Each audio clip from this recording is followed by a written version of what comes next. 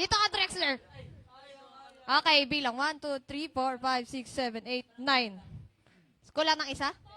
3, 6, 9. Woo!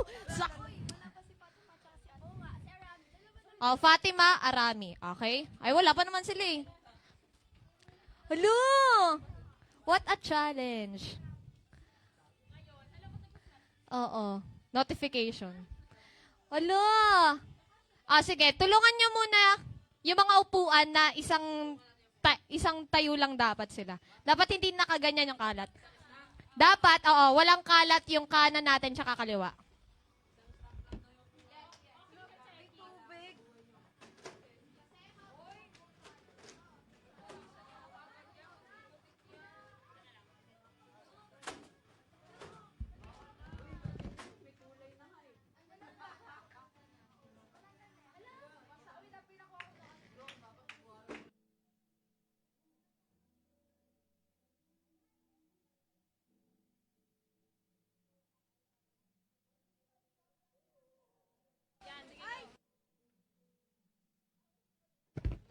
Ayan, excited na ba kayo? Ganyan ba kayo ka-excited maglaro?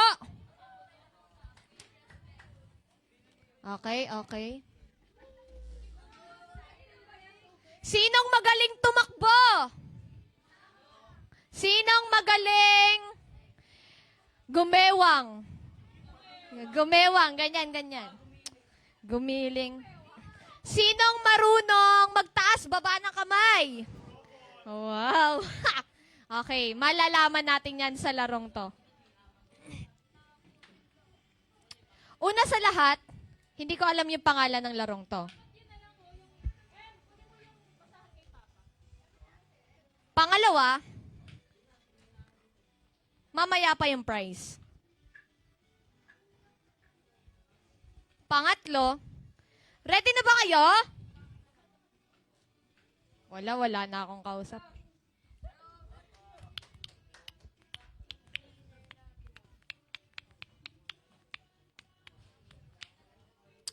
Okay, so ganyan na yung pila nyo, ah. Wait lang, si Gian pa. Balik yung sa grupo nyo. Bakit ang dami nyo na? Yung dito, yung grupo dito kayo. Group 1, dito kayo. Ano, inubos. Sige, go, sige. Talaga. Babagalan niya pa. Oh, magkakatabi kayo kanina. 1, 2, 3, 4, 5, 6, 7, 8, 9. Okay. 2, 4, 6, 8. Ayan, hawak kamay. Sa katabi. Hawak kamay, go. Hawak kamay. Okay. Sige, hawak. Wala, mabubunggo to. Okay? Tas. Uy, hindi kayo kasama. Tas nyo nga kamay nyo. Ayan, ibaba nyo nga. Taas ulit. Tapos, nakataas. Taas. Dapat makakadaan ako. Ayan, nakakadaan ako. Nakakadaan ba? Ay, binabangga ko. Nakakadaan ako. Ayan. Okay, pakinggan. Ang laro natin, hindi ko pa rin alam yung title. Pero ang goal natin, yan. Sige, bahala ka dyan. Ano nyo yan? Laro nyo yan. Bahala kayo. Okay. Ang nasa unahan natin, sa group 1 si M, at si Janine sa group 2. Ang dulo natin sa group 1 si Gian, dulo natin sa group 2 ay si Drex. Tapos, ang goal natin, hawak kamay, taas nyo yan. Siyempre, para makadaan yung tatakbo, kawawa si Luke pa. Parang luging-lugi tayo later, ah. Ayan. Huy! Pawakin mo naman si M! Ayan. Ayan. Okay. Ang goal natin, yung nasa unahan na tao, tatakbo. Gagewang ka dito. Padaan, hanggang makapunta ka sa dulo. Kay Kuya Gian. Gets? Oo.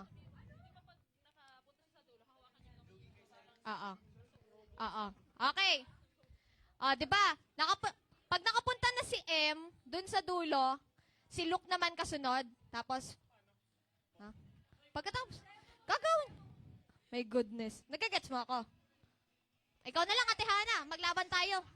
Dito. Demo, demo.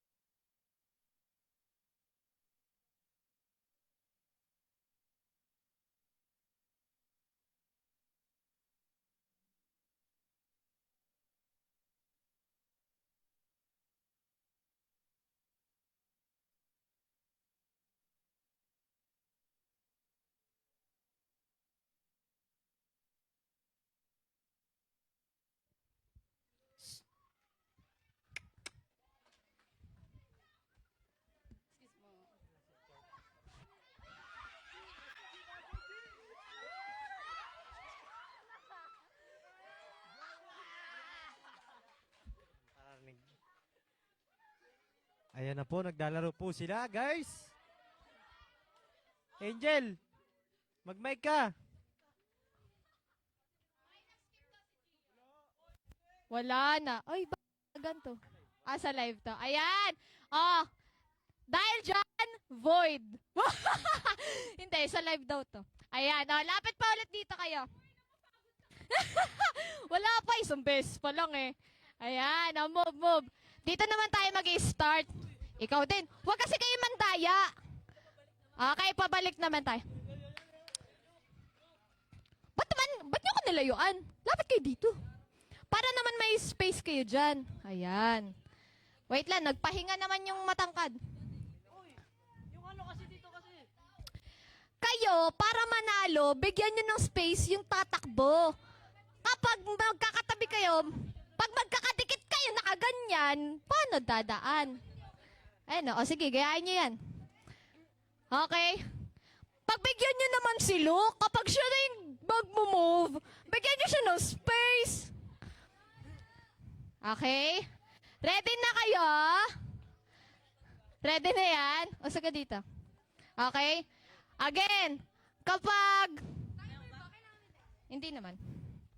Kapag nandun na kayo sa dulo, sigaw kayo glory, okay? Huwag kayo mag-skip. Pag nag-skip kayo, kahit hindi totoo, wala tayong magagawa. Okay, ready? Ready? Ayan ah. Are you ready? Sumigaw ng glory!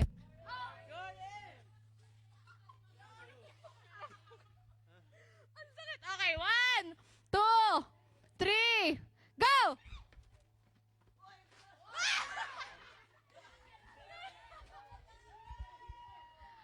Go! Oh, move kayo dito! Forward kayo dito! Dito, usog! Oh, go, takbo!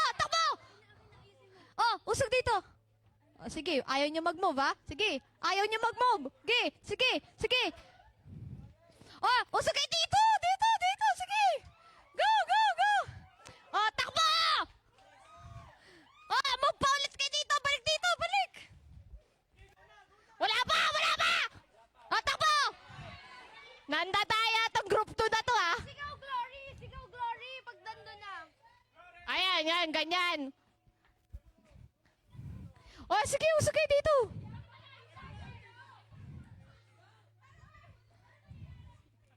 Sige, lakihan nyo. Basta lakihan nyo yung space. Ayan na si Luke. Pabilis, i-wide nyo pa, wide.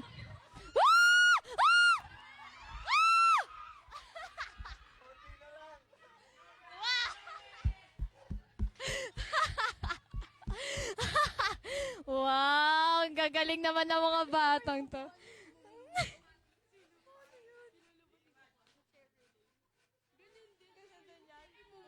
Pangatlong papapagod na to. Wow, sige, pasok na tayo. Palakpak muna, palakpak. Yan. Thank you, Jesus. Walang nabunggo. Ay, may nabunggo daw ata. Sino nabunggo? Tinamaan sa noo? Ay, wala naman. Sino nauntog? Grabe naman si Luke. Ang dami niyang alalay, oh. Pasok tayo. Amoy.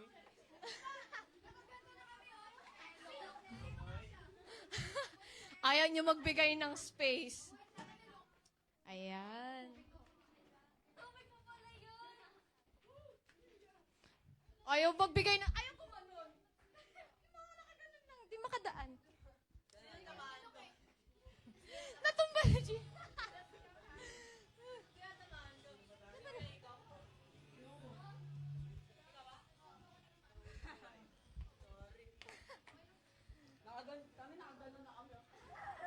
Ayan, nakahinga na ba ang lahat?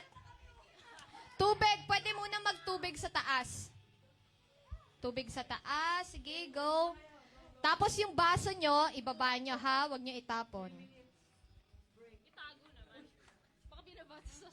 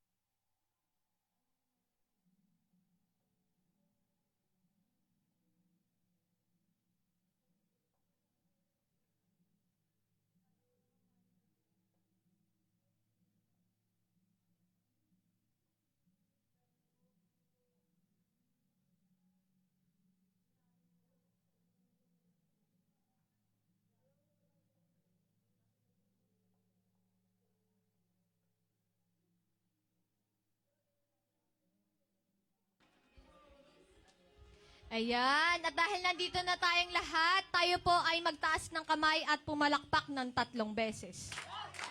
Ayan, galing. Isa pa, 5 naman. Bakit hindi kayo sumasabay sa beat? 10. 5 pero hindi nagbibilang. Ah, grabe. Sino yung nangguan na yun? Ha? Sino yun? Okay. Ayan. Ready na ba tayo mag-worship sa ating Diyos na buhay?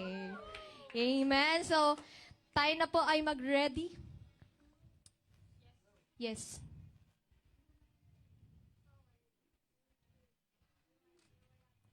At dahil ready na tayo, tatalon tayo muna ng 5 beses. Okay? 1, 2, 3, go!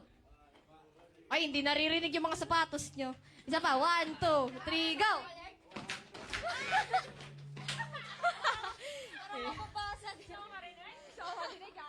Ayan. Asa na ating lyrics? Lyricist? MG, we're calling for the attention.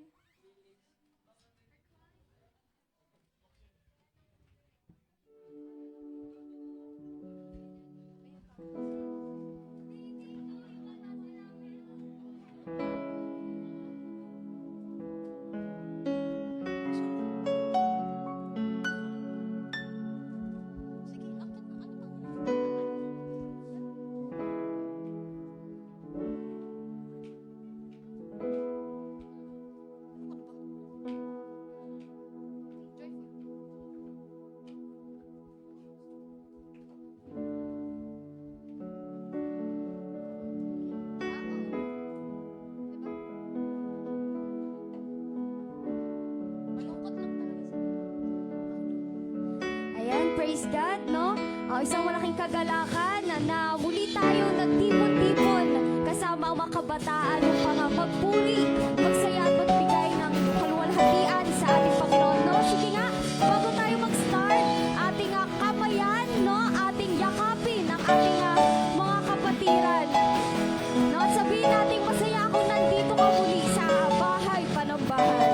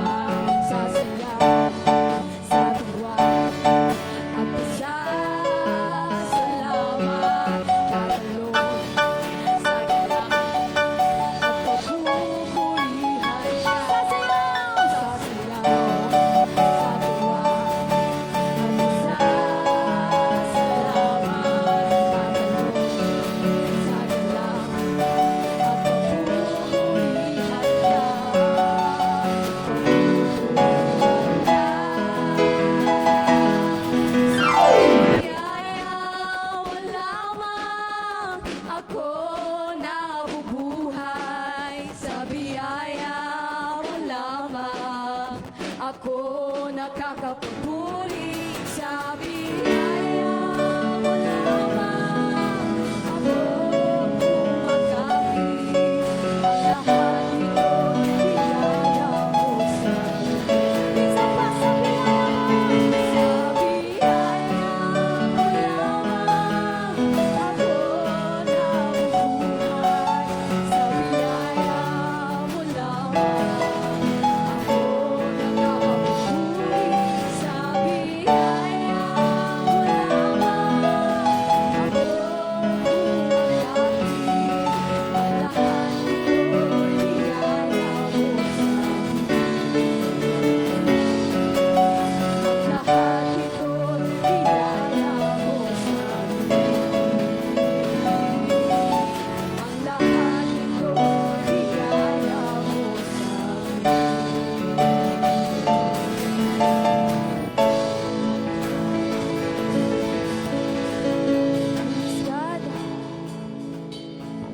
Hallelujah.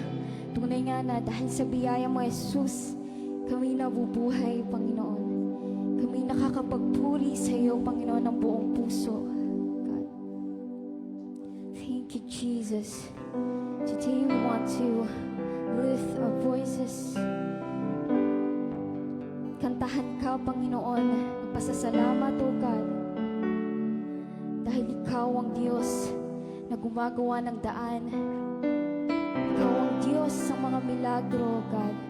Ikaw ang tagapag-ingat ng mga pangako, Panginoon. At ikaw ang nagsisilbing liwanag sa kadiliman, O God.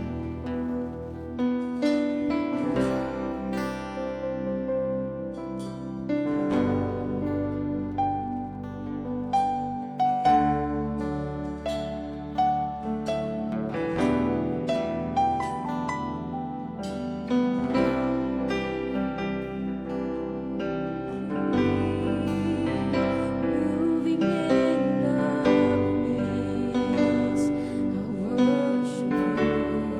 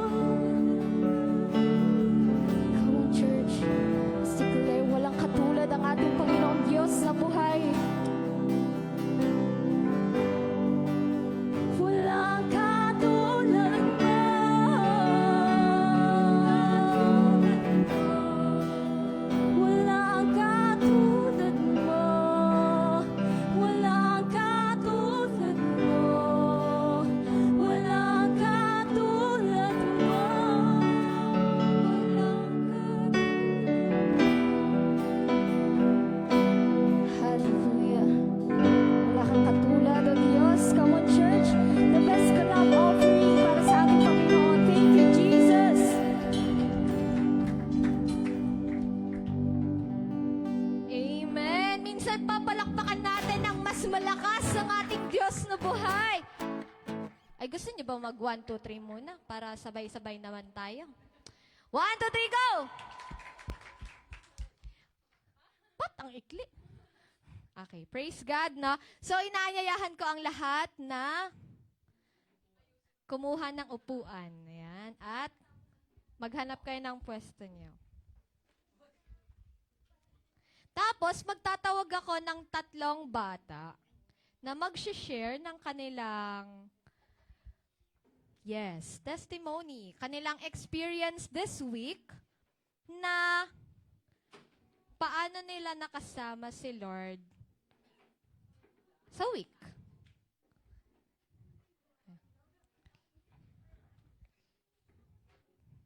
Lahat ng uupo sa harapan merong prize. Pero dahil ayaw niya ng prize, di kayo uupo sa harap.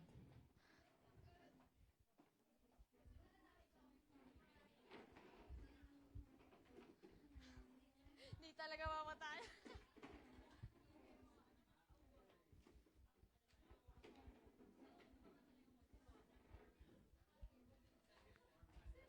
Wow. Uy.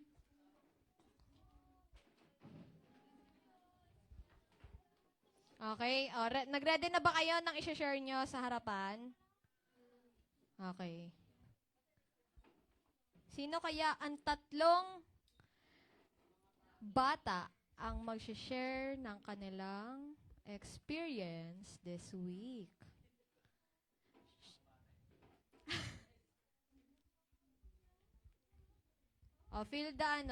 Fill the chairs. Yung mga nasa harapan nyo, lipat kayo dyan. Go, go, go. Lipat dito sa harapan.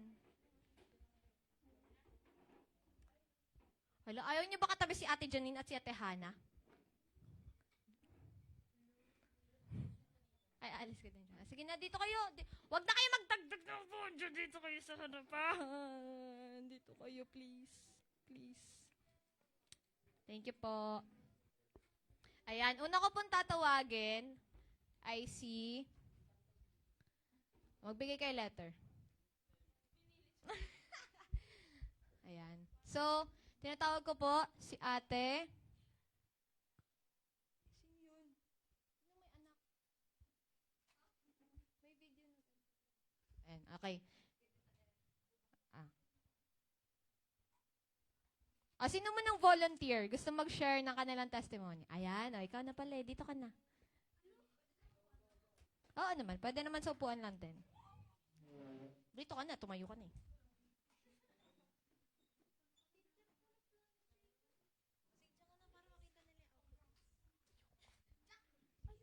Pandak ako. Para di ako makaya.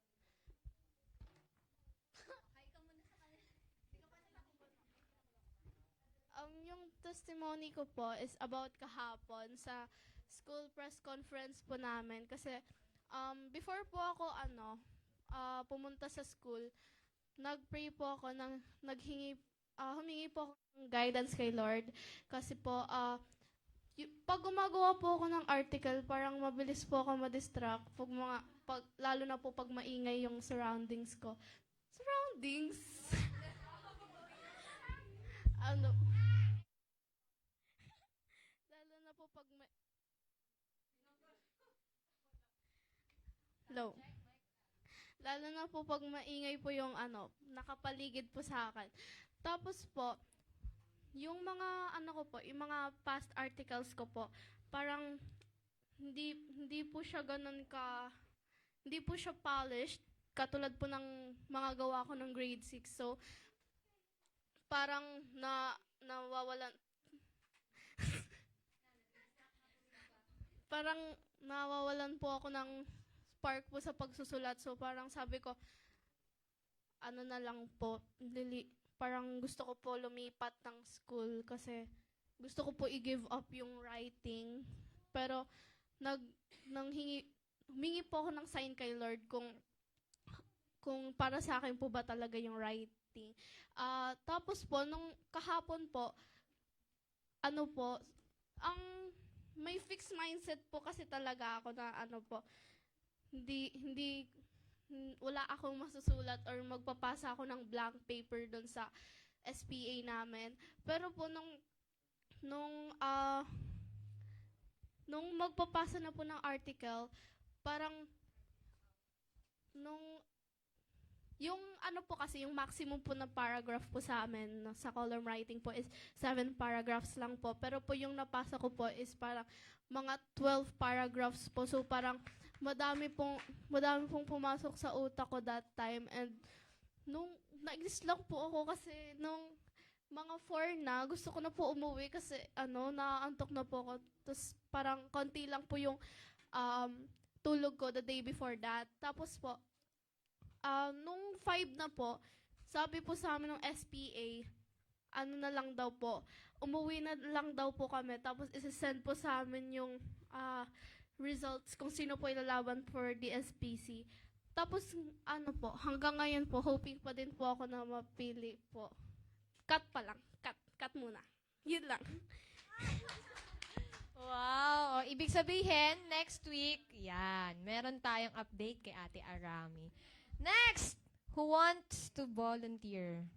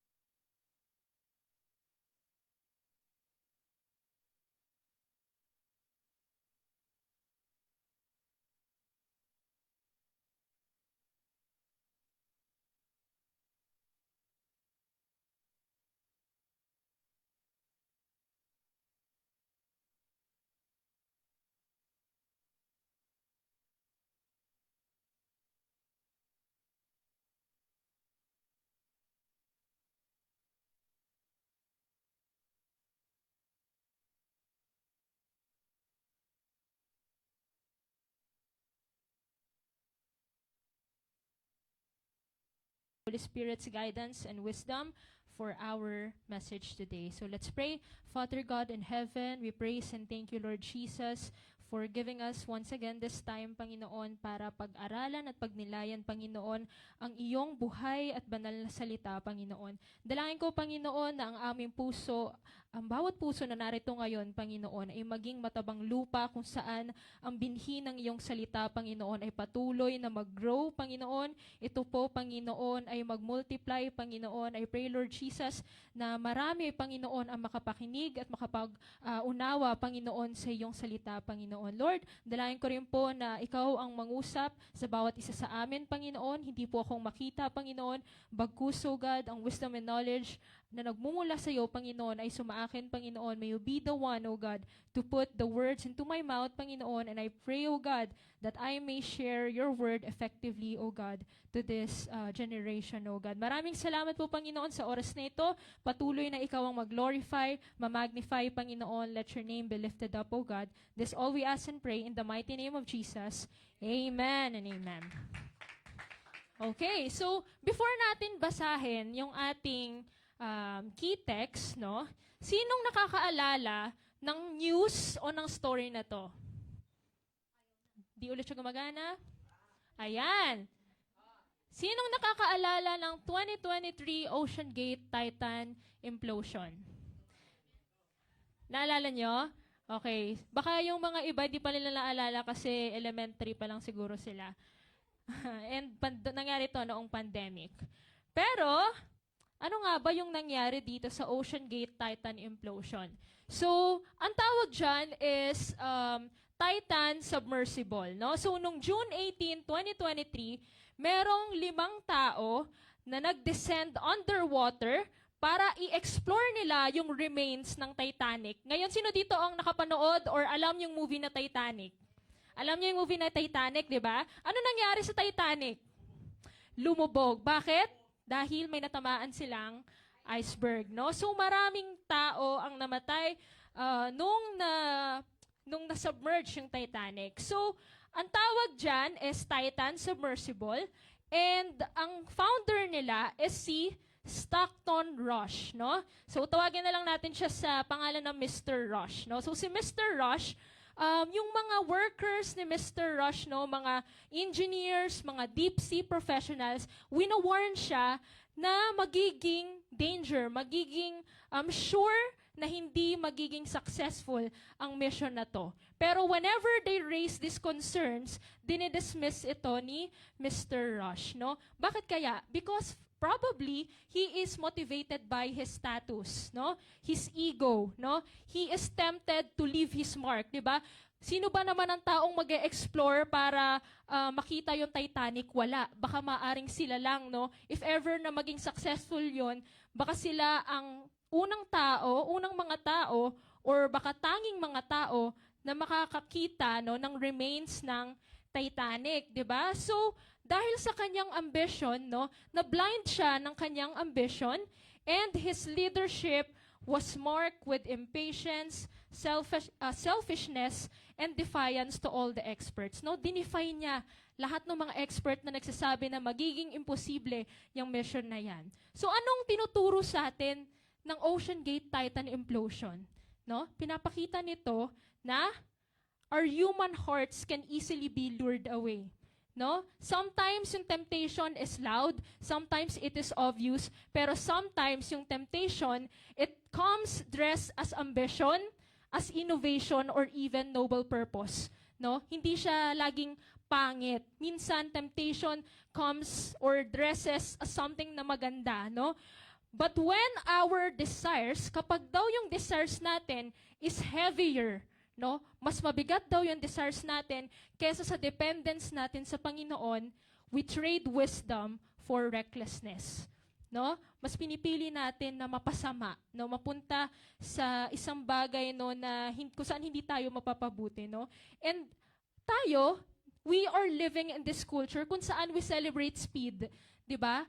Lahat tayo is nasa rat race, 'di ba? Gusto natin yumaman ka agad, makapagtapos agad. So we'll celebrate that. We celebrate self-made success. We celebrate pushing boundaries. Pero most of the time, meron siyang underlying na danger. And what is that danger? Yung temptation to take shortcuts. No? Lagi tayong gusto natin agaran, mabilisan, no? Hindi natin pinagtatrabahuhan yung isang bagay. Gusto ko, makuha ko kaagad, 'di ba? Ganyan yung mga tao. And sometimes when we want to take shortcuts, ini-ignore natin yung wise counsel ng mga leaders natin or ng mga tao sa paligid natin who just wants the best for us, no? And sometimes fino-force natin yung outcome kahit hindi nais ng Panginoon na ito yung maging outcome. Iba yung plano niya sa buhay mo. Sometimes gumagawa tayo ng way dahil gusto natin, Lord, ito po yung gusto kong outcome. No? So we become the God of ourselves. No? And hindi lang siya sa mga ambitions, no? Kahit sa leadership, sa relationships, or even with our personal calling, we all face moments kung saan we are tempted to grasp instead of to wait. No?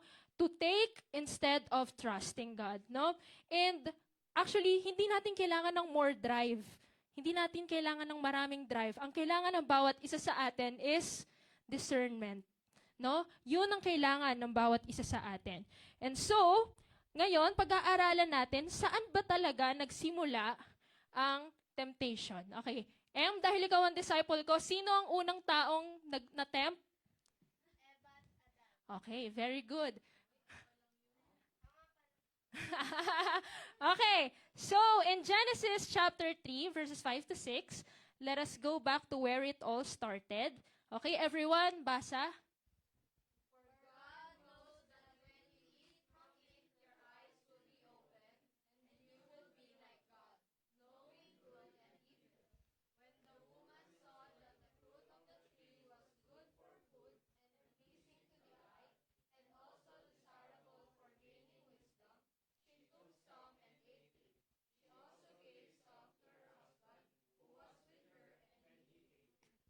Okay, so napansin nyo, no, meron ako mga phrases na nilagyan ng highlights. Okay, one is good for food, second is pleasing to the eye, and lastly is the desirable for gaining wisdom. Now, kung mapapansin nyo, si Satan or the serpent, he always uses 3 types of temptation para matwist ang scripture or para i-doubt natin si God and for us to rely on Him instead of relying on God. So, there are 3 types of temptation. So, yung mga hinighlight ko dyan, meron silang attributed na temptation. So, the first one is good for food. Yung color green. So, the good for food is the lust of the flesh. What is the lust of the flesh? It is the craving for physical pleasure, comfort, and the immediate satisfaction of bodily appetites. Meaning, kapag nagka-crave tayo sa isang bagay, gusto natin makuha agad sila, no? We want to satisfy our appetites. And what is the example of lust of the flesh? Sexual immorality. Ano pa? Gluttony, addiction, alcoholism, no? Yan yung mga bagay na nagsasatisfy sa flesh. So, yun yung lust of the flesh. Second is yung pleasing to the eye. So yung pleasing to the eye, yun naman is the lust of the eyes. It is our desire for material wealth, possessions, and the visual appeal of what the world has to offer. So ano example ng lust of the eyes? Overconsumption, di ba? Gusto natin, maganda sa mata natin, so gusto nating makuha agad sila. No? Hindi lang siya material things. Tao, di ba, nagandahan ka sa isang tao, gusto mo mapasakin siya. No? So, ganun yung examples ng lust of the eyes. And lastly is the pride of life. It is the desire for power, status, self-exaltation, and the excessive reliance on one's own ego. Now, out of these 3, ang pinakamabigat dito is the pride of life. Bakit sa tingin nyo? It is the temptation na nangyari kay Satan. It is the temptation that caused Satan to be from heaven papunta sa impyerno, 'di ba? He wants to be higher than God, no? Actually, di ba, isa siya sa may pinakamataas na positions, no? Nung angel pa siya, nung siya pa si Lucifer, isa siya sa may pinakamataas na position, di ba? Napag-aralan natin yan. Pero because he is full of pride, he wants to be God, no? He doesn't want to be a servant of God. He wants to be God himself. Anong nangyari? No? And it is the pride of life na nagmo-motivate sa loss of the flesh and sa loss of the eyes. Dahil ma-pride ka, dahil gusto mo na i-feed yung ego mo, ito yung nagiging dahilan kung bakit din lahat ng bagay is gusto mo mapasayo. Kaya minomotivate niya yung lust of the flesh and lust of the eyes. Now, kung mapapansin nyo, that same or those same temptations na ginamit ni Satan kay Adam and Eve is the same temptations na ginamit niya kay Jesus Christ. No? So, number 1, temptation in the flesh. An appeal to the lust of the flesh. No? So, let us read Matthew chapter 4, verses 1 to 4. Jesus was led up by the Spirit into the wilderness to be tempted by the devil. And when he had fasted 40 days and 40 nights, afterward he was hungry. Now when the tempter came to him, he said, "If you are the Son of God, command that these stones become bread." But he answered and said, "It is written, man shall not live by bread alone, but by every word that proceeds from the mouth of God."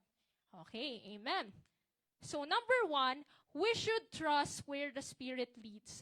So, sabi dun sa verse 1, no, then Jesus was led up by the Spirit into the wilderness to be tempted by the devil. O ngayon, tatanungin ko kayo, is it the Holy Spirit that tempted Jesus? Yes or no? Sabi dyan, no, led up by the Spirit into the wilderness. Nilid niya daw, yung Holy Spirit daw nilid si Jesus into the wilderness. Was it the Holy Spirit that tempted Jesus? No. Okay. Okay. Sabi sa James 1, verse 13, "Let no one say when he is tempted, I am being tempted by God, for God cannot be tempted with evil, and he himself tempts no one." No? So, tama kayo. Hindi Holy Spirit ang nag-tempt kay Jesus. Sinabi na nga dyan, di ba? Tempted by the devil. By the devil. So, nandun na din yung sagot. Jesus was tempted by the devil. Sometimes lang talaga, the Spirit leads us into situations na makaka-experience tayo ng discomfort, no? Makaka-experience tayo ng problems, no? Pero it doesn't mean that He's the one who causes those problems, no? Nililid niya lang tayo doon for Him to show na yung power niya, no, is yung power niya is yung mag-sustain sa atin sa mga problems na yon. Ngayon, another question, bakit hindi na lang nilid ng Holy Spirit si Jesus from the devil? Bakit nilid ni Holy Spirit si Jesus sa wilderness? 'Di ba? Matalinong Holy Spirit, 'di ba? Alam niya kung ano yung mangyayari, 'di ba? Sabi nga, 'di ba, the Holy Spirit is our teacher. Bakit kaya hindi niya nilid si Jesus from the devil or away from the devil? No? Basahin natin yung Hebrews 2 verse 18. Sabi, "For in that he himself has suffered being tempted, he is able to aid those who are tempted." So anong ibig sabihin nun? No? Ang ibig lang sabihin nun is Jesus steps into our struggle. No? Yung temptation na na-experience ni Adam and Eve sa garden, yun din yung same temptations na we are facing currently sa buhay natin ngayon, no? And pinapakita doon ng Panginoon na if Jesus Christ faced these temptations in the wilderness, then yung temptation niya is nagsiserve as a way for Christ to identify with us. No, gusto ni Jesus Christ na hindi lang siya mag-o-observe ng temptation from a distance. No, hindi si Jesus Christ na, okay, titingnan ko na lang kayo dyan kung nakaka-experience ba kayo ng temptation, no? Tapos gagalaw na lang ako kapag kailangan niyo na ng tulong from me. Hindi ganun, no? But He steps into it, no? Nakakaranas siya ng hunger, no? Nakapakinig siya ng lies, and He confronts the enemy head-on. So, ginaguide ng Holy Spirit si Jesus Christ into the wilderness so that alam niya yung feeling na matempt. 'Di ba? So, paano ka isi-save ni Jesus sa isang bagay na siya mismo hindi niya na-experience? Hindi niya malalaman yung feeling na yon, di ba?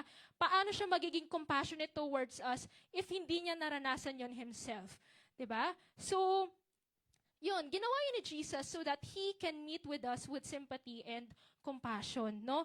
So, makikita natin dito na, does it mean naman na iniwan ng ni Heavenly Father si Jesus? Does that mean na inabandon niya si Jesus or pinonish niya si Jesus? Hindi. Kasi yung Spirit, nililid niya tayo into the wilderness, hindi as a punishment, but for Him to reveal the strength of Christ's trust in the Spirit, no? Para ipakita, para i-demonstrate yung strength na meron yung relationship ni Jesus Christ with the Father, no? So, basahin natin to. Sabi ni Charles Spurgeon, no? But let us do what we will, we shall be tempted.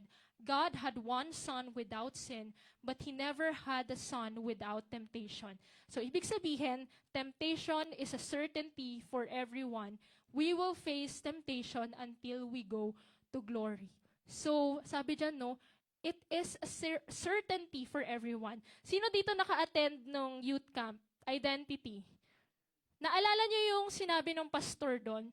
Sabi niya, di ba, once na tinanggap niyo si Jesus Christ, sabi niya, once na umuwi kayo, huwag kayong magugulat if makaka-experience kayo ng temptation or mga problems. Di ba? Bakit? Bakit kaya makaka-experience tayo ng problems? Kasi nasa Panginoon na tayo eh. So hanggat wala pa tayo sa Panginoon, hanggat nakatira pa tayo sa kaharian ni Satan, which is this earth, no? Gagawa siya ng way para mapalayo tayo sa Panginoon. Kasi na-save na tayo eh. Nakay Jesus na tayo eh. So, hindi niya tayo tatantanan, no? Hanggat hindi tayo mapapasa Kanya, no? Hanggat may pag-asa pa, hanggat buhay pa tayo dito, gagawa siya ng way. Ngayon, sabihin nyo, bakit yung mga mayayaman, bakit hindi sila nakaka-experience ng temptation? Bakit parang sila pa yung mas binibless? Bakit sila pa yung mas yumayaman, no? Bakit hindi sila pinaparusahan ng Panginoon? Bakit? Bakit aanuhin ni Satan yung mga tao na nasa kanya na? No? Bakit niya itetempt yung mga tao na nasa kanya na? Nasa kanya na sila eh, di ba? So, ang itetempt ni Satan is yung mga tao na nakay Kristo, which is tayo. Okay? So, lahat tayo is makaka-experience ng temptation. Kasi kung si Jesus nga naka-experience ng temptation, then we too would experience temptation. Okay? So, paano nilabanan ni Jesus Christ ang temptation? Okay? He fights off temptation by waiting for God's provision. No? So, nakita natin dyan, no? Si Jesus Christ, nag-fast siya for 40 days and 40 nights. Afterward, he was hungry. Now, when the tempter came to him, he said, "If you are the Son of God, command that the stones become bread." But he answered and said, "It is written, man shall not live by bread alone, but by every word that proceeds from the mouth of God." No, kung mapapansin nyo, no, there are so many times na ginamit yung phrase na 40 days and 40 nights. No, ginamit siya kay Moses nung naghihintay siya ng 10 Commandments. Ginamit siya kay Noah, 'di ba? 40 days and 40 nights na umulan. Ginamit siya kay Elijah, no? Nag-provide si Jesus ng food for Elijah that will sustain him for 40 days and 40 nights. And ngayon naman, nag-fast si Jesus Christ for 40 days and 40 nights waiting for God's provision. And in this time of waiting, the enemy seeks to capitalize. Gutom si Jesus Christ eh. Kapag gutom ka, nakakapag-isip ka ba ng maayos? Most of the time, hindi, di ba? Cranky ka, hungry with an A, di ba? Hungry ka kapag gutom ka, di ba? Laging parang mabilis uminit ang ulo mo. So, dito, in this time of waiting, tinatry ni Satan i-target yung nakikita niyang weakness ni Jesus. Dahil gutom nga si Jesus, iniisip ni Satan, baka pwede siyang mag-succeed into leading Jesus astray, no? So, maraming ginagamit ang kaaway, no?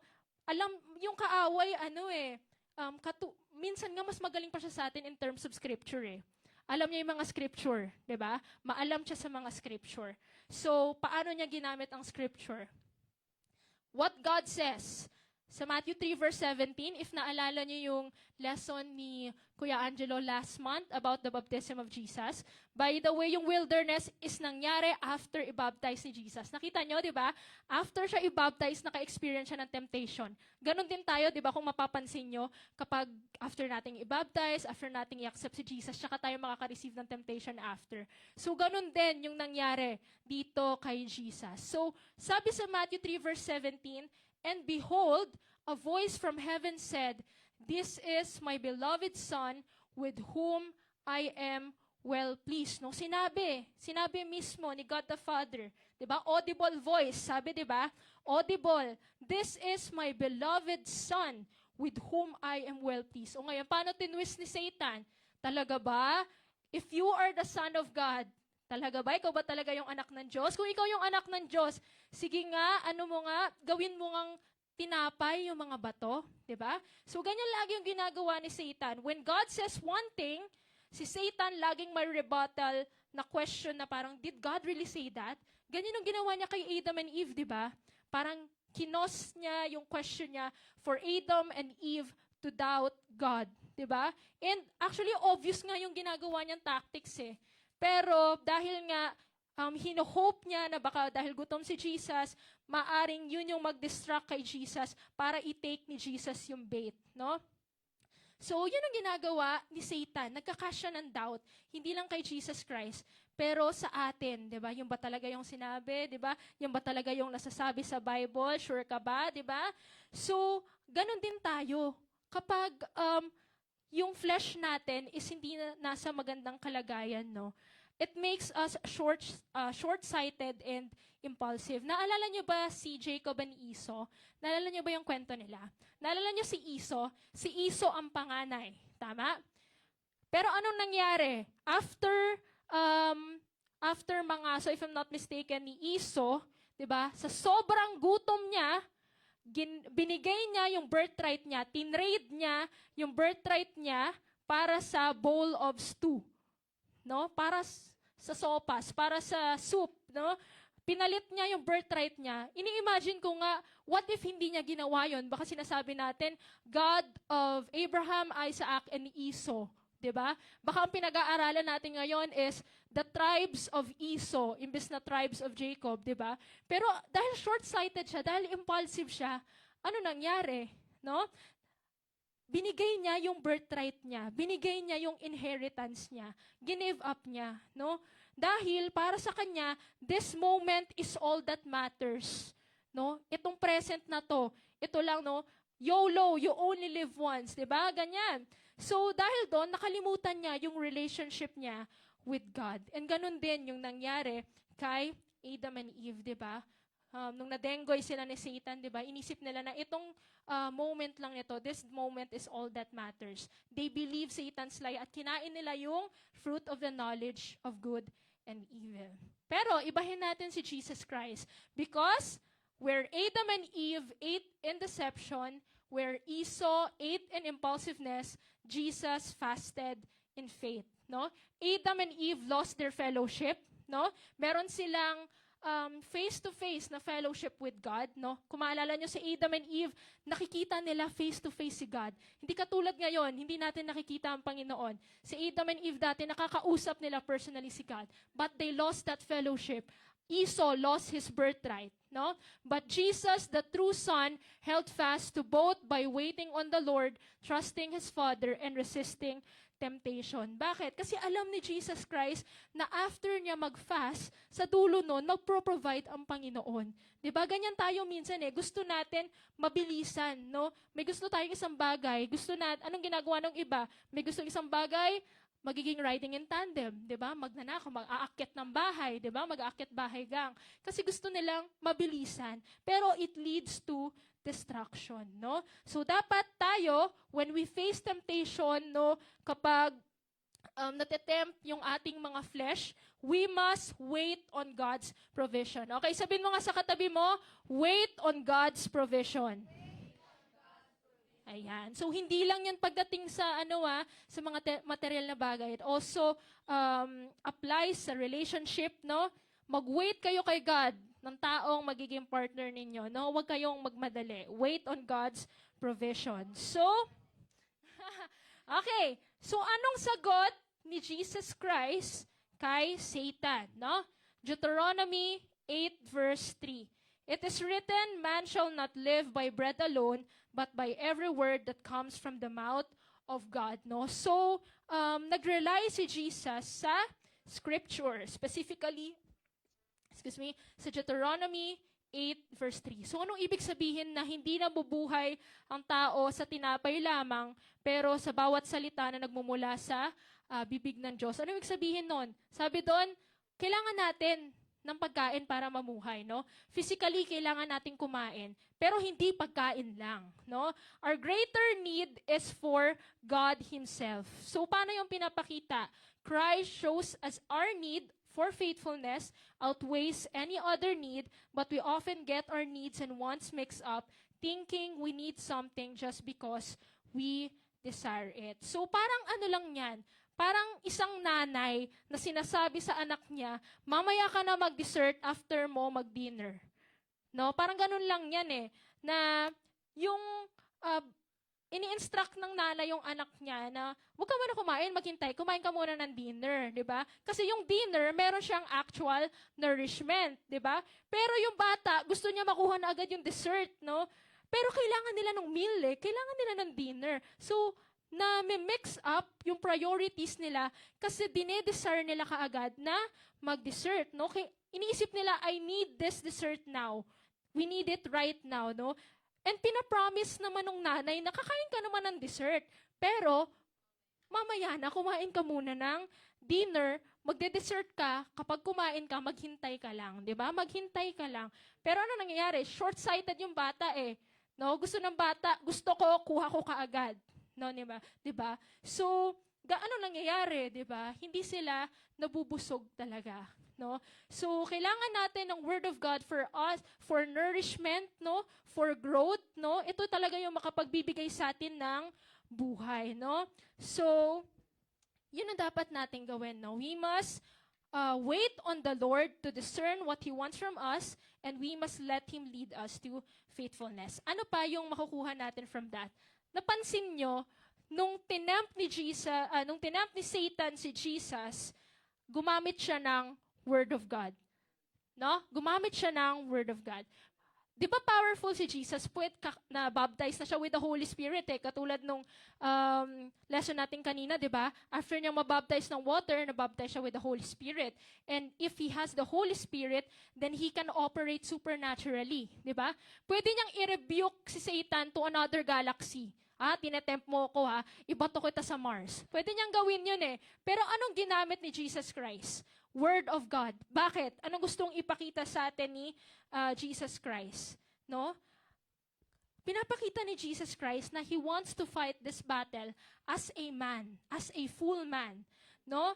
Na gumamit siya ng scripture, no? Hindi ng spiritual power na inaccessible sa atin. Because minobodel ni Jesus kung paano natin i-fight yung temptation. Kung gumamit siya ng supernatural powers, magagawa ba natin yun? Hindi, no? So, minomodel niya yung bagay na kaya din nating gawin bilang mga tao. So, for us to fight temptation, we need to be armored with the Word of God. Hahayaan ba natin na mas magaling pa si Satan sa Scripture? Hindi, di ba? Sino ba naman ang gusto na mas magaling pa yung demonyo kaysa sa'yo, di ba? So, wag mong hayaan na mas maging magaling ang demonyo kaysa sa'yo. Okay, so yung una, anong appeal yung una? Anong klase ng temptation yung una? It is the lust of the flesh. Kasi di ba, tina-target yung appetite niya, yung physical appetite niya. Ngayon, pangalawang temptation. Temptation in the temple, it is an appeal to the pride of life. Okay, pakibasa yung Matthew 4 verses 5 to 7.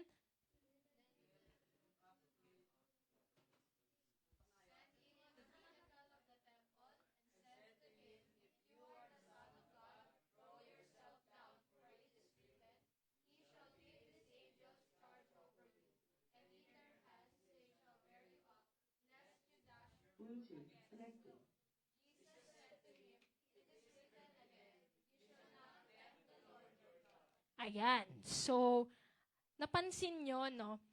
Gumamit na rin si Satan ng scripture. Tingnan mo. Sabi ni Satan, no? For it is written. Gaya si Satan, no? Nakigaya siya. For it is written na din siya. No? So, number 1, we must beware of the twisting of scripture. Now, yung ginamit ni Satan na verse came from Psalms chapter 91 verses 11 to 13. Sabi diyan, "For he shall give his angels charge over you to keep you in all your ways. In their hands they shall bear you up, lest you dash your foot against a stone. You shall tread upon the lion and the cobra. The young lion and the serpent you shall trample underfoot." Ngayon, try nyo nga i-compare and contrast sa kung paano twist ni Satan. Anong pinagkaiba? Sige, para magising kayo. Anong ginawa ni Satan? Paano niya tinwist yung scripture? Ano? Minalito yung spelling. Hindi, tama spelling yung lahat ng yan.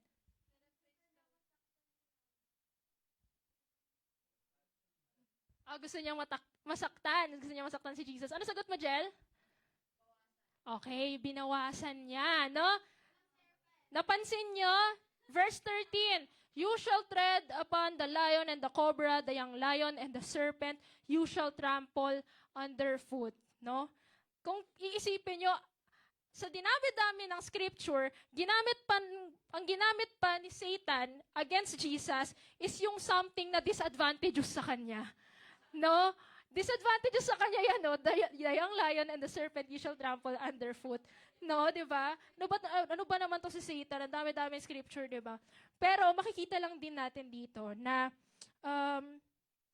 magiging clear sa atin na na-twist ang isang scripture or may na-omit sa isang scripture kapag alam natin yung scripture.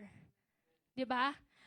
Ngayon, paano natin to i-apply sa buhay natin? No? So, dapat we must beware of those who come to the house of God, mga taong nag-church, di ba? And tinitwist yung word of God to serve their own self-interest. No? It's one thing to misunderstand scripture. Okay lang yon. May mga times talaga na hindi natin magigets agad yung scripture. Pero it's another thing if you intentionally twist it. No? So, minsan yung temptation is nag-wear siya or nagmamas siya in religious language. No? Nagiging disguise sometimes yung temptation. And minsan, itong kind ng deception na to is sometimes hindi siya obvious. Kasi mas siya in religious language eh. No? Paano siya magiging obvious? Actually, it may even sound holy pa nga, di ba? Pero, it seeks to manipulate and lead people astray. No? Minamanipulate niya or nililid niya yung people para mapariwara. So, si Satan, hindi naman always dinedeny niya yung scripture eh. Diba? Ginagamit niya nga yung scripture eh. Pero anong ginagawa niya? Dinidistort niya. Kina-cut out niya yung parts na mag-e-expose sa kanya. No? Tapos tinitwist niya yung rest para iserve yung agenda niya. No, ganun yung ginagawa niya. So, anong sinasabi ni Satan? Sige nga, kung tunay na mahal ka ng Diyos, isi-shield ka niya from pain. Sabi niya. Kasi di ba pinapatalon siya sa temple? Ganito yung nangyari dyan eh. Wait lang. Ayan, parang pinapatalon ng serpent si Jesus sa temple. Tapos, sabi niya, kapag nabuhay ka, sabihin, anak ka talaga ng Diyos, di ba? Kung tunay na anak ka ng Diyos, kahit tumalon ka dyan, hindi ka mapapahamak, no? So, ang crazy ng dare ni Satan, no? Kakaiba din siya mag-dare. Ayan. So, yun ang sinasabi niya. Talaga ba? Kung mahal ka talaga ng Diyos, i-shield ka niya from pain. Pero, then anong mangyayari? Di ba yun yung main reason bakit sinend ni God the Father si Jesus Christ? For Christ to suffer and die for our sin. Di ba? The Father sent His beloved Son so that He would willingly go to the cross for us. No? So, pinapakita sa atin, di ba, na ang pagmamahal is magiging most visible in sacrifice. No? Pero, pinaniniwalaan ba natin yung lie ni Satan? Do we really think na God's love equates to good health, physical comfort, and safety? No? Yun ba? Yun ba yung equation, no? God's love is equal to good health. God's love is equal to physical comfort. No. Anong sabi ng Biblia? Anong sabi? 'Di ba? If you love me, you must deny yourself, take up your cross, and follow me. Yun ang sinabi, 'di ba? Hindi sinabi doon na if you love me, you must love yourself. You must choose yourself. Hindi sinabi. Sabi, deny yourself, take up your cross, follow me. And by obeying those commands, masasaktan talaga tayo in the process. Kasi dinedeny natin yung sarili natin eh. Nagbubuhat tayo ng cross eh. Mabigat yun eh. Mahirapan tayo. So God's love doesn't equate to good health, physical comfort, and safety. God's love is most visible in sacrifice. No? In sacrifice. So paano natin mafa-fight off ang temptation sa temptation na pride of life? No? We can fight off temptation by trusting God's love. No? So gumamit ulit si Jesus ng scripture. Again, it is written, you shall not put the Lord your God to the test. No? Kinuha niya yan from Deuteronomy 6:16. You shall not put the Lord your God to the test as you tested him at Massa. No? And yan yung temptation sa atin, ni Satan, no? For itest natin yung pagmamahal ni God, no, by trying to let the Father prove His love to us, no? Pero, alam ni Jesus Christ that true love does not manipulate. It trusts. Diba? And sometimes tayo, na-face din natin yung same temptation na yan. Tinetest natin yung pag-ibig ng Diyos by demanding signs or specific outcomes. Lord Jesus, kung mahal mo ako, mapaperfect ko tong calculus test ko. Lord Jesus, kung mahal mo ako, 50,000 ang magiging sahod ko. Diba? Tinetest natin si God. No, parang ano lang yan eh. Parang young couple in a relationship. Sabi nung guy, if mahal mo ako, matutulog ka kasama ko. Okay? So that kind of love or that kind of test distorts love. Kasi true love does not demand proof through manipulation. No?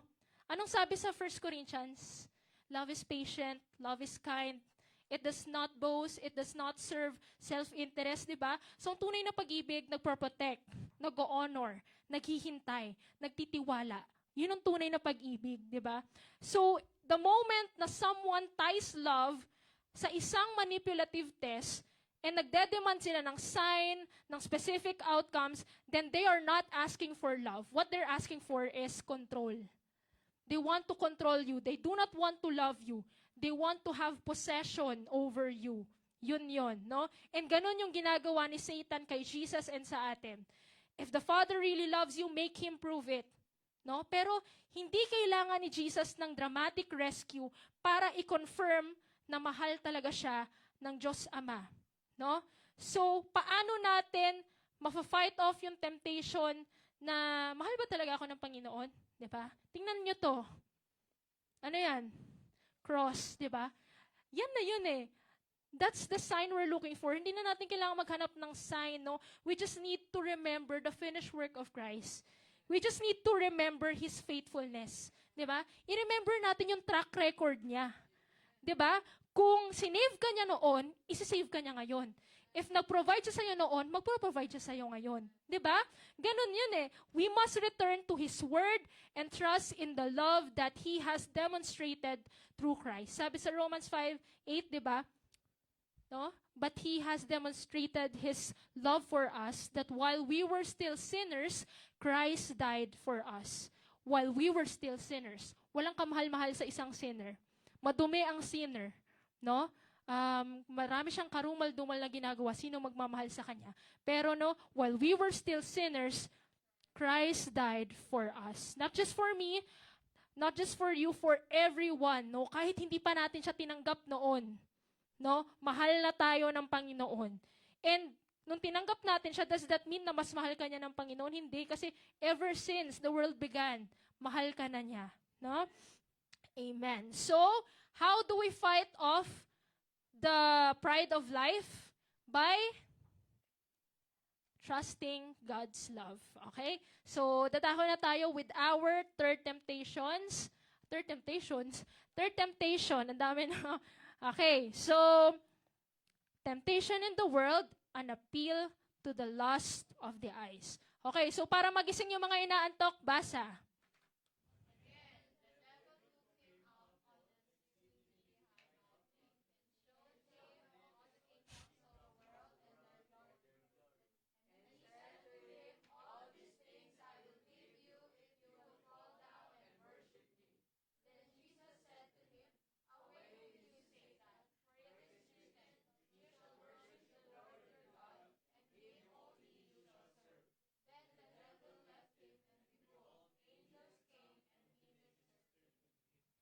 Okay. So, hindi pa nakontento si Satan, no? Di talaga siya titigil hanggat hindi niya natetempt si Jesus, no? So, dinala daw siya sa high mountain and sinabi niya na lahat ng nakikita mo, ibibigay ko sa iyo, no? Yun yung sabi niya. Pero, ang gagawin mo dapat is you must fall down and worship me. So, sabi diyan, beware of the glory of the Lord, no? Sabi ni Satan, of the world rather, Satan claims he can offer the same things God can, but without the agony of the cross, no? Kapag ginawa ni Jesus Christ yan, kapag na-fall siya sa temptation kay Satan, sabi diyan, makukuha niya lahat ng kingdom sa buong sa mundong ito without him na ipapako sa cross, no? So kung iisipin natin, 'di ba?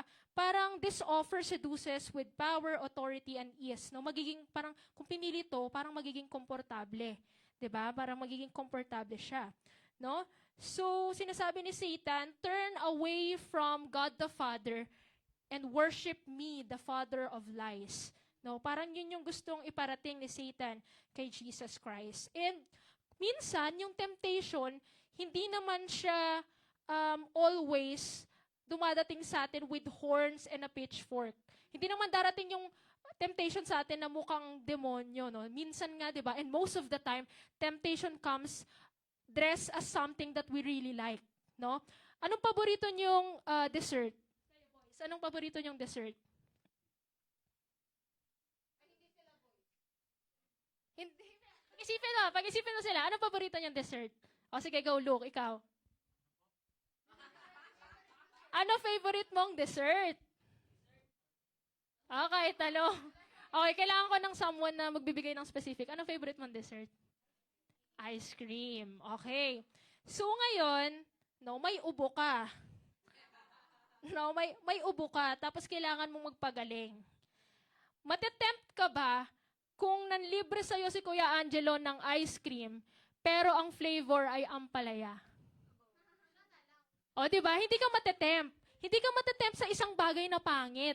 Matetempt ka sa bagay na maganda. Anong paborito mong flavor? Chocolate. Pag chocolate ice cream ang dinala niya, matetempt ka na kumain or hindi? Matetempt ka, di ba? Gusto mo yun eh, di ba? Gusto mo yun? Gusto ko yun, di ba? Matetempt tayo sa mga bagay na gusto natin. Ganun yung ginagawa ni Satan, di ba? Ititempt niya tayo sa mga bagay, ay alam ko gusto niya to. Di ba? Anong example nito? Sino dito ang nag-comment kay Ivana na, pwede po color purple? Purple iPhone po. Anong color hiningi mo? Blue. Okay, so madaming nag-comment kay Ivana, no? And, kasi 100 na iPhones ba naman yun, di ba?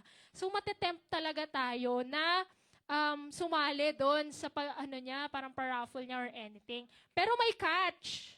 May catch, no? Anong catch doon? Sa comments, ano nakalagay sa comments? Magre-register ka sa isang gambling site, no? Sa isang gambling app. No? So, sometimes, yung temptation or the enemy always tries to cut a deal. Nag-o-offer siya sa atin ng something na maganda in exchange for our faithfulness. And sometimes, it comes with the cost of compromise. No? Yung temptation, it comes with the cost of compromise. Katulad nung kay Ivana, no? Yes, gusto mo magka-iPhone, libre yun, di ba? Pero anong compromise mo? Magsasubscribe ka sa app na gambling, di ba? And maraming tao ang nasisira ang buhay dahil sa gambling. Maraming pamilya at relasyon ang nasira. Maraming tao ang nagpakamatay dahil nalulong sa gambling, no? So, the kingdoms of the world tempt in many ways, but the kingdoms of the world cannot compare to the glory of God. Hindi niya mapapantayan ang glory na meron si Jesus, no? Ano pinapromise ni God sa ating mga nagtitiwala sa Kanya? 'Di ba? He promises unfading glory, an everlasting crown for those who are in Christ, no? Sino dito gusto ng everlasting crown? Kapag pumunta na sila sa heaven at gusto nilang mabigyan sila ni God ng everlasting crown, taas kamay. Sinong gusto? 'Di ba? Lahat tayo gusto natin ng everlasting crown. Pero yung itong pinapakita ni Satan kay Jesus, no? Nagfi-fade yan eh. Bakit? Nasa mundo. 'Di ba? Yung mundo natin temporary lang. Magfi-fade at magfi-fade yan. Pero iti-trade ba natin yung eternal glory for temporary gain? Iti-trade nyo? Hindi. Hindi, 'di ba? Bakit mo iti-trade? Temporary, iti-trade mo sa forever, 'di ba? Exchange ba natin yung eternal inheritance natin para sa earthly indulgence? 'Di ba? Hindi rin. Sabi nga 'di ba, what will it profit a man if he gains the whole world but lose his soul? 'Di ba? Maaring makuha mo nga lahat ng bagay sa mundo, pero kung yung soul mo naman is nasa kaaway, wala din, 'di ba? Impyerno, 'di ba? Pagdating ng panahon. So, how can we fight off temptation? Paano natin maka-fight yung temptation na lust of the eyes? Fight off temptation by walking in obedience, no? So hindi tinake ni Jesus yung bait, no? Nag-refuse siya to compromise, no? He refused to trade yung right worship niya kay God for worldly gain, no? Ano ginawa ni Jesus? Pinili niya yung hard road. The hard road, the faithful road, the road that leads to the cross. And yung road na to, ito yung road na makipot, no? Sa mundo, mas gusto ng mga tao na dumaan sa daan na maluwag. Hindi tayo mahihirapan sa daan na maluwag. Pero ang mga taong nagtitiwala sa Panginoon, no, would rather choose doon sa makipot na daan. No, kasi yung makipot na daan na yon, it leads to Jesus Christ, no? It leads to eternal glory. So once again, gumamit ulit si Jesus Christ ng reference from the Old Testament, Deuteronomy 6:13, "You shall fear the Lord your God and serve Him, and shall take oaths in His name." Okay, so kung talagang nakikinig kayo and nag-o-observe kayo, saang book laging kumukuha si Jesus Christ as a rebuttal or to fight off yung mga temptations ni Satan? Sa Deuteronomy. So sa tingin ninyo, why does Jesus keep quoting Deuteronomy to combat Satan? Bakit kaya? Ang dami-daming Old Testament books, no, from Genesis to Malachi. Bakit kaya puro Deuteronomy ang ginagamit ni Jesus to combat Satan? Any ideas? Meron ba kayong idea? No, wala. Kasi, in Deuteronomy, if nabasa nyo na yung Deuteronomy, it is the time kung saan pine-prepare ni God yung Israel to inherit the promised land. No? 'Di ba? 40 years na sa wilderness ang Israelites. Ilang days lang dapat 'yon? Mali. Hindi siya 40 days actually. Ilang days lang dapat sila magpupunta from Egypt to the promised land if sumusunod sila kay God? Ilang days? Okay, pinakamalapit 10. It was actually 11 days. 11 days lang. Pupunta dapat from Egypt, no, from slavery to the promised land. 11 days lang sana. Imagine niyo 11 days. Naging 40 years. 'Di ba? Kung kunwari ako yon 20, naglalakad lang ako, 11 days lang sana yon, next week nandun na ako. Pero dahil hindi ako masunurin sa Panginoon, 60 na naglalakad. Naglalakad pa rin ako sa wilderness, 'di ba? Excuse me. So, kung pine-prepare ni God yung Israel para ma-inherit yung promised land after 40 years in the wilderness, ngayon naman, pine-prepare ni God si Jesus to inherit a promised kingdom after 40 days in the wilderness. No? So, pinapakita nito na God prepares and leads both for the fulfillment of divine promises. No? So, kung maaalala nyo, no, kung mababasa nyo yung Deuteronomy, especially during this time na nasa wilderness yung Israelites, maiinis at maiinis ka sa kanila. Kasi ang kulit talaga nila. Sinabi ni God, wag mo gawin, ginagawa nila. Sinabi ni God, gawin mo to, hindi nila ginagawa. No? So kung ano yung sinasabi ni God, kabaliktaran yung ginagawa nila. No? So, sinasite ni Jesus Christ yung book na Deuteronomy para i-emphasize niya na He will obey where Israel failed to obey. No? Yung bagay na hindi nagawa ng Israel, yung shortcoming ng Israel, si Jesus ang gagawa. No? Yun ang pinapakita niya eh. Pinapakita niya na He is the faithful Son who will triumph in the wilderness where Israel fell short. No? Yung promises na binigay ng Panginoon sa Israel para mahanap nila yung ultimate fulfillment in Christ, ngayon si Jesus Christ ang mag-walk in obedience. No? Pero tayo, bilang mga tao, sino bang, parang kanino tayo mas nagre-reflect yung character natin? Kay Jesus Christ or sa mga Israelites? Kanino tayo mas nagre-reflect? Most often, sa Israelites. No? Pasaway tayo eh. No? Minsan, pinapagawa ni God, no? Pumunta ka dito, di tayo pumunta, gawin mo to, hindi mo ginawa. No?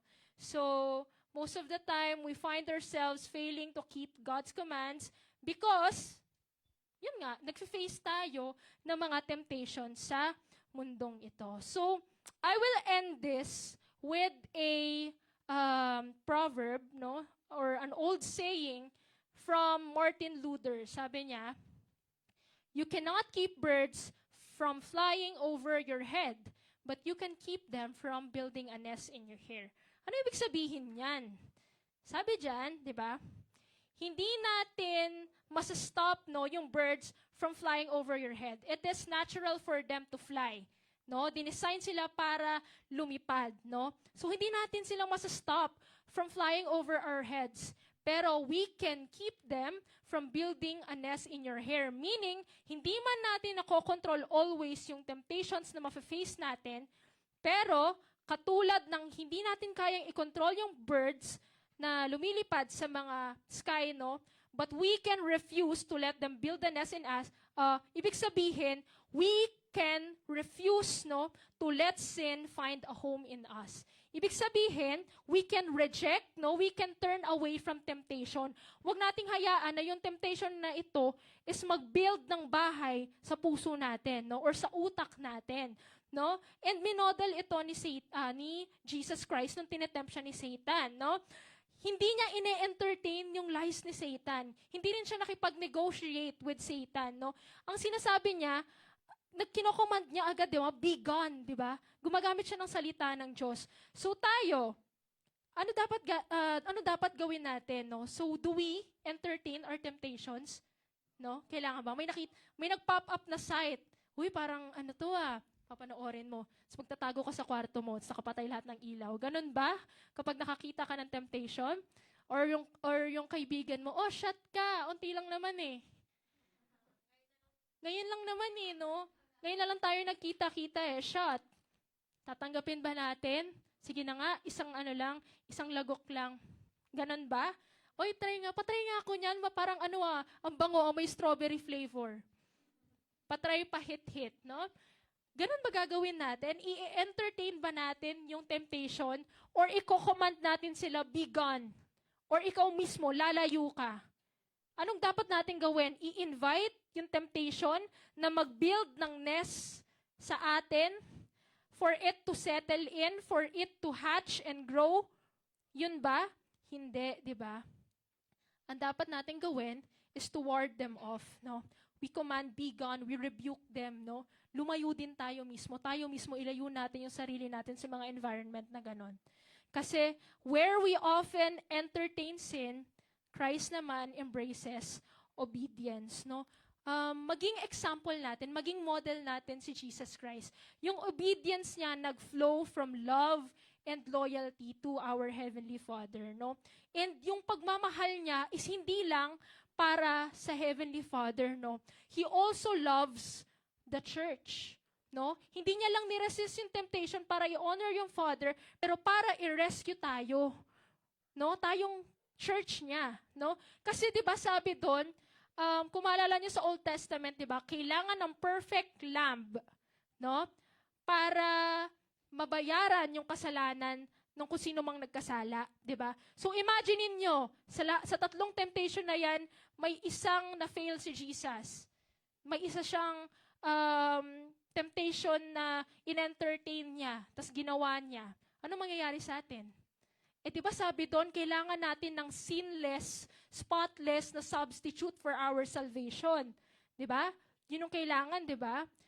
Pero what if, nung na-tempt si Jesus Christ, ginawa niya, paano kaya tayo? Wala na, finish. Baka lahat tayo bound to hell. No? Kasi walang magsa-substitute for us eh. No? So, praise be to God kasi hindi niya hinayaan na yung sin is mag-build ng nest sa Kanya. No? Kasi yung salvation natin nakadepende dun eh. 'Di ba? Lahat tayo, salvation natin, yung eternal life natin, dun nakadepende. So, 'di ba? Maraming salamat talaga sa Panginoon kasi nag-enter siya ng wilderness as a step towards conquering the enemy, no? Kinonquer niya si Satan, kinonquer niya yung temptations na yan para yung victory niya is maging victory din natin. Amen? No? So, every step of Christ's faithfulness in the wilderness was a step towards the cross, a step towards securing our freedom, no?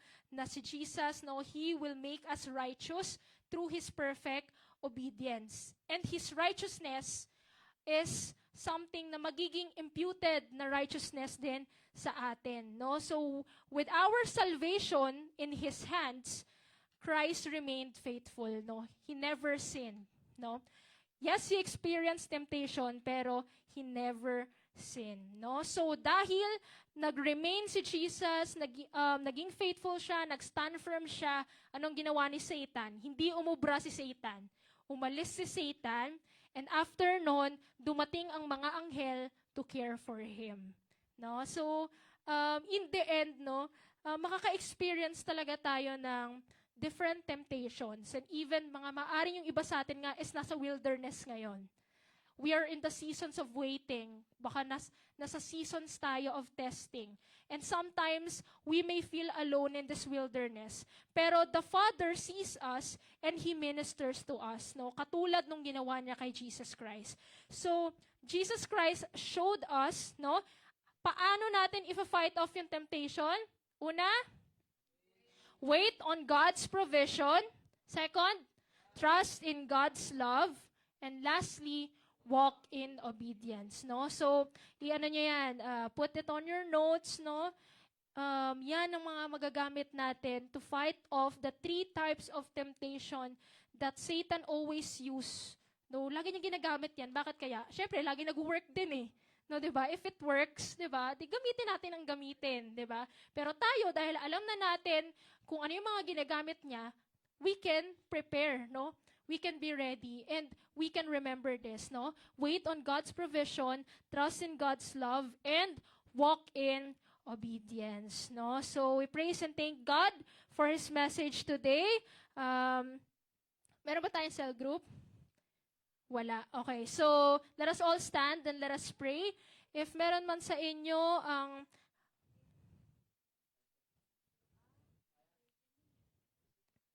Okay, so if meron man sa inyo ang nakaka-experience ngayon, no, ng different kinds of temptation, whether it's the lust of the eyes, the lust of the flesh, the pride of life, no, idulog nyo to sa panalangin, no? Ask God to help you, no? Hindi naman tayo pababayaan ng Panginoon, eh. Katulad ng pag-minister, katulad ng pag-guide and pag-provide ng God the Father kay Jesus Christ, we can also experience those things with Him. So, let us pray, Father God in heaven.